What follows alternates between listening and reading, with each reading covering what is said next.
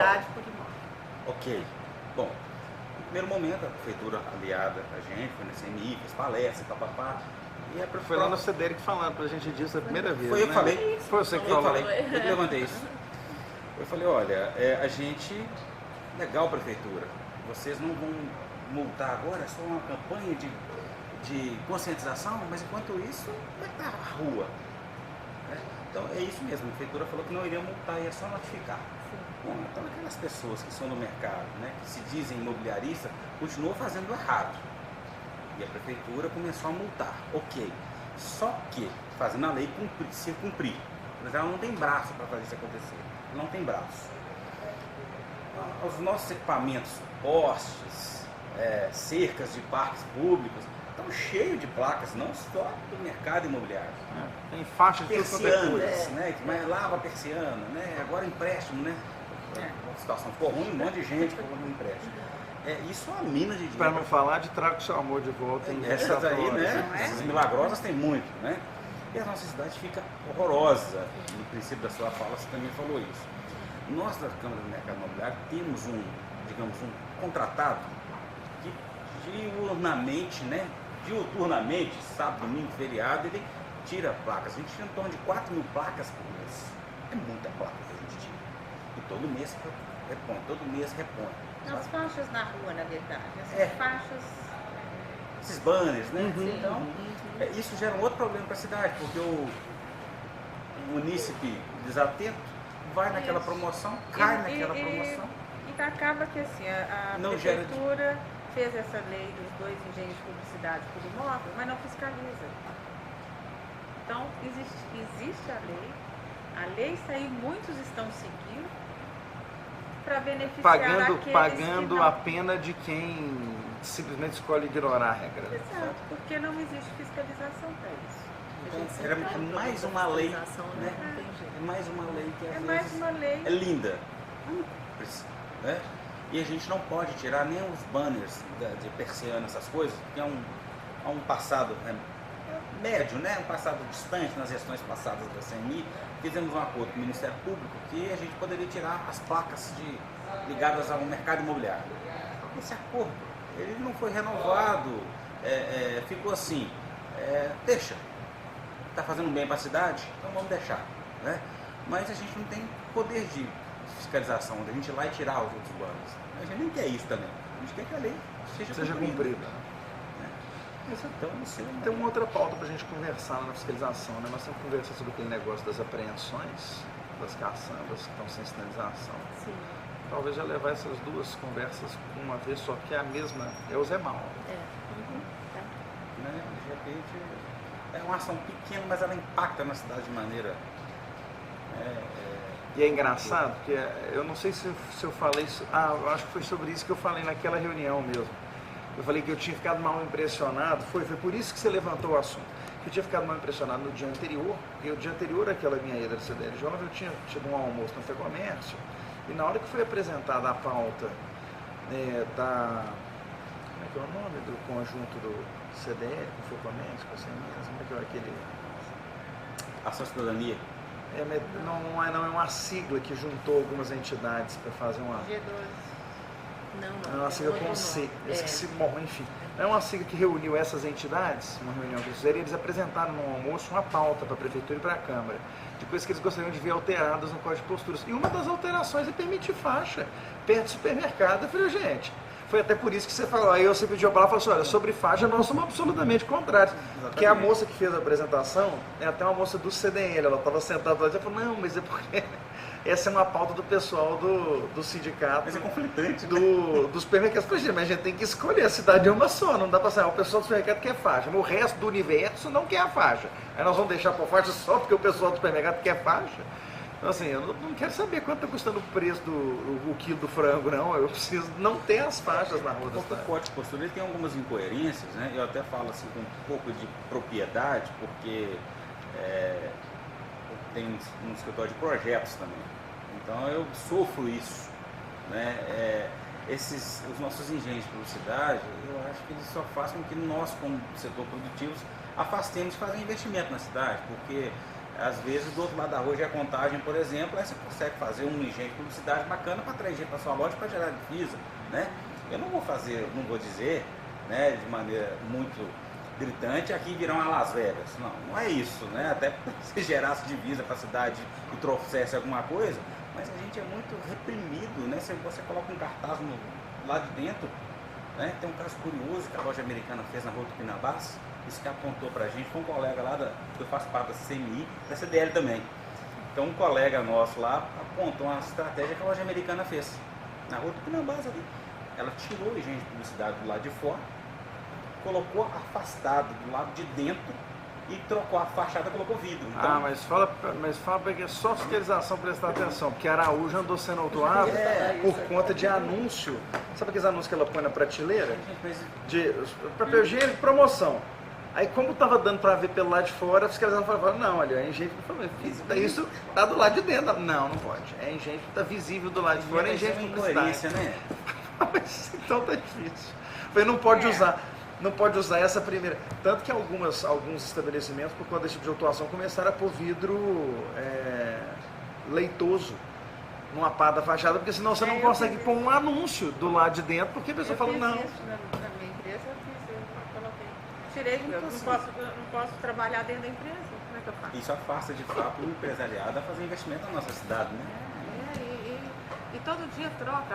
Hoje pode tanto. A placa pode ter tanto. A minha empresa fica na Afonso Pena. Não é um problema.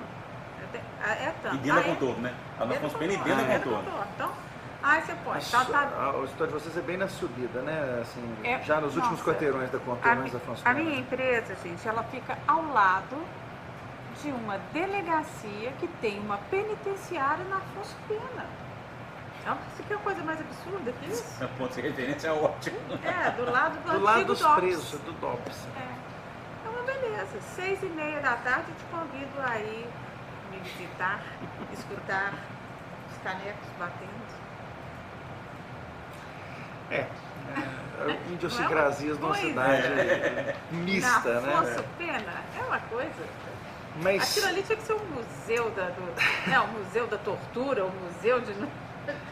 Uma história, ele conta uma história importante da nossa cidade, mas está ali ainda em uso, né? Em uso, sei lá. Mas você falou sobre a organização das pautas, né?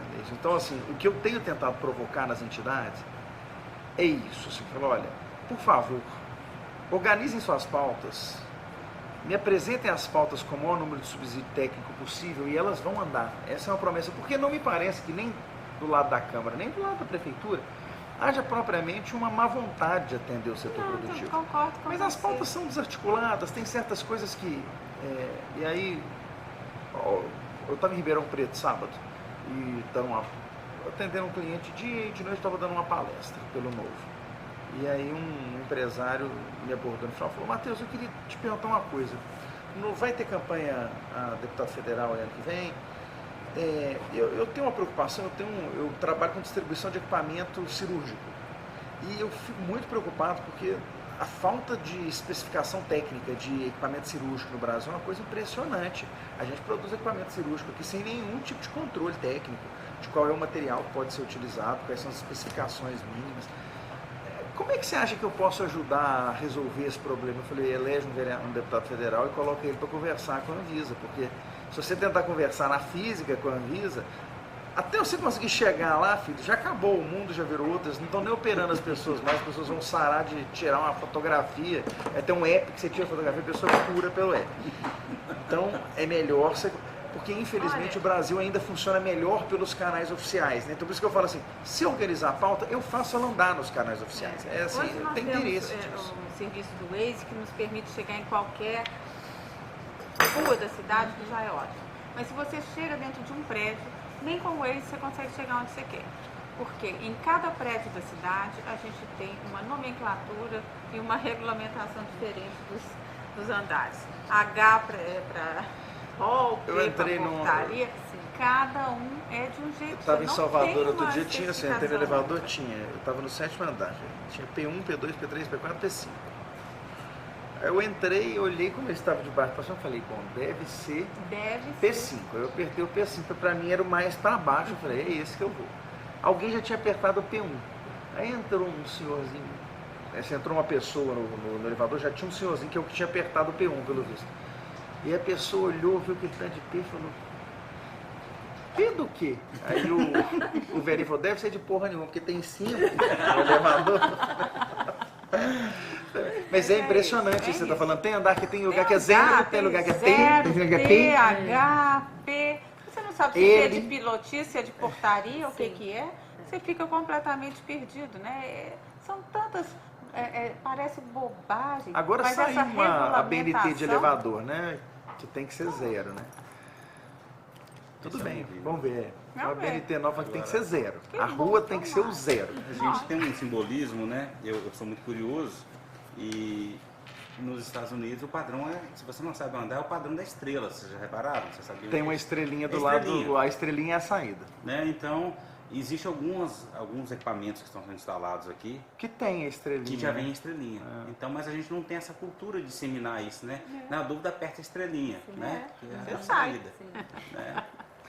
Mas são muitas as coisas. Então, o que eu queria era deixar para vocês, primeiro, o gabinete absolutamente aberto.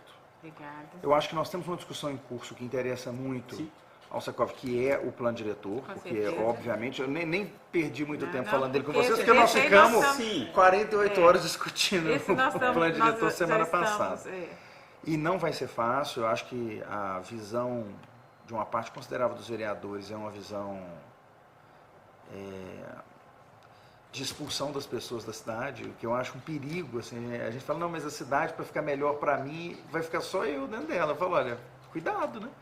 Porque essa ideia de que eu não quero atrair mais pessoas porque a cidade vai ficar muito cheia, porque a cidade já está muito tumultuada, eu falo, olha, isso é um equívoco em grande medida. Essas cidades muito espraiadas, elas têm problemas seríssimos de ocupação, ainda mais aqui que nós não temos uma infraestrutura boa para circulação.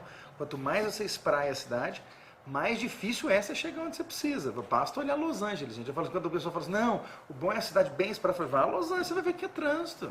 Congestionamento em aquelas autopistas de 8 faixas de cada lado, todas paradas, porque as pessoas não conseguem chegar onde elas querem. Por quê? Porque a cidade é uma imensidão do ponto de vista horizontal. Então, assim, com regras muito restritivas, especialmente a verticalização da cidade, mesmo onde a cidade já é verticalizada. O plano me preocupa muito, assim, eu tenho muitas preocupações. Acho que nós vamos ter um problema sério para enfrentar. Temos muita coisa para andar.